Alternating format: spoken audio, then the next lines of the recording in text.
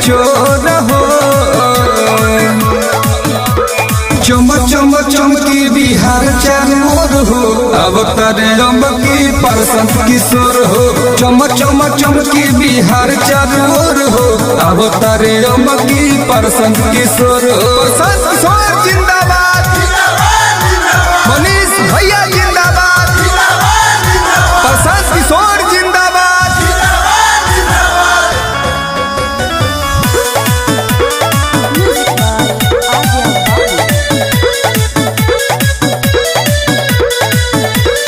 कौनो जना से नहीं रोकले रोकाई, अब की बिहार में जनसुराज आई। देख ली है बनी एगो नया इतिहास हो, खड़ा बाड़े मनीष भैया इनकर साथ हो। कौनो जना से नहीं रोकले रोकाई।